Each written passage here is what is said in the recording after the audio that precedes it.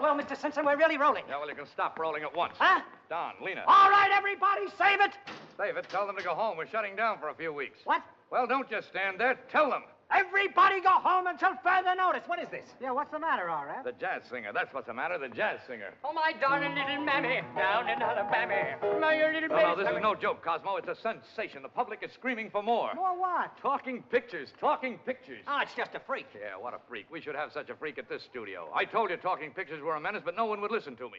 From the beginning of sound and films, musicals took America by storm. They continued to be extremely successful throughout the golden age of movies. But suddenly, the number of musicals in production dropped off drastically. Although musicals would resurface in popularity during the late 60s, becoming more popular as time went on, they would forever be changed. The big question is, whatever happened to those classic musicals like Singing in the Rain and White Christmas? For that, we have to go back to the beginning. Movies have been around since 1878, when Edward Muybridge created the horse in motion using the zoopraxiscope. It wasn't until 1927 when the first motion picture with sound was released.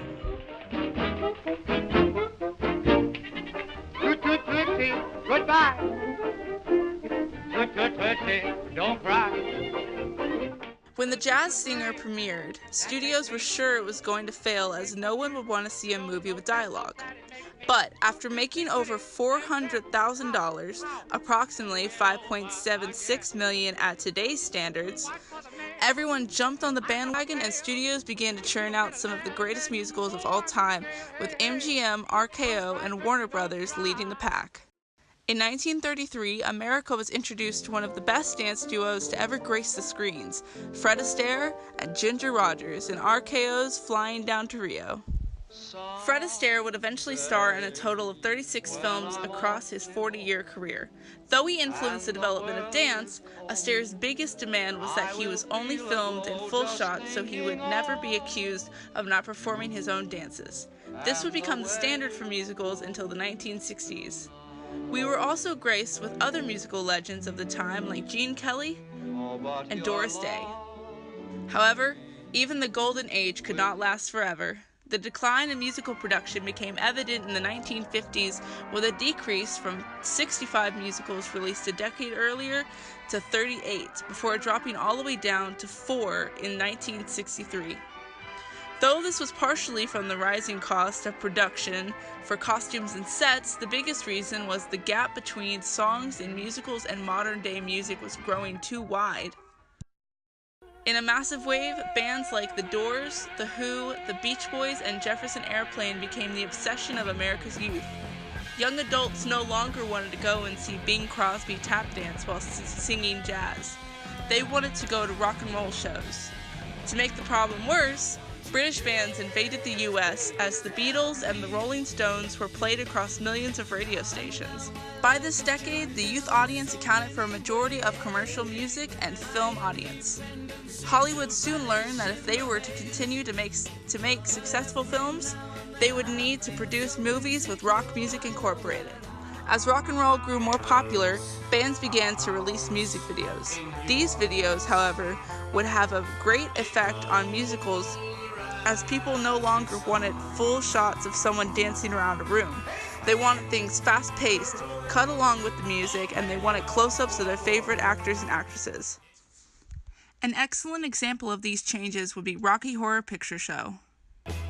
Well, you got caught with a flat world. How about that? Well, babies, don't you panic. By the light of the night, it'll all seem alright. I'll get you a satanic mechanic.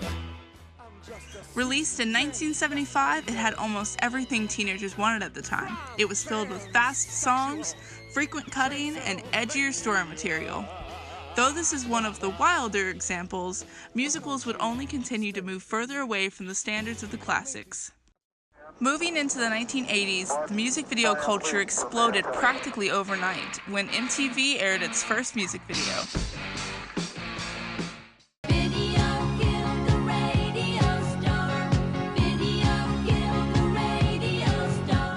Suddenly, every artist was making them, and MTV continued to play them regularly. Youth culture wanted to see more of their favorite artists than any other actor in musicals. This was the decade that we really started seeing rock and pop icons in film. The most popular artists to grace the screens, though they were not fantastic actors, was David Bowie in Labyrinth and Prince in Purple Rain. We also saw Dolly Parton, Barbra Streisand, and the Blues Brothers. All of these factors and more played major roles in the decline of classic American musicals, paving the way for more modern adaptations. Though films such as The Greatest Showman and Moulin Rouge present us with feel-good moments and catchy songs you will forever have bouncing around in your head, they will never quite have the same soothing feel you get when you hear Judy Garland or Bing Crosby serenade you. Though we continue to progress from the golden age of film, we will never forget those that paved the way, and for that, we will forever be grateful.